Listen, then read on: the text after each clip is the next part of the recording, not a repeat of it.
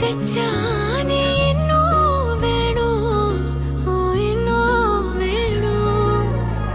விட்டு போன வாசலிலே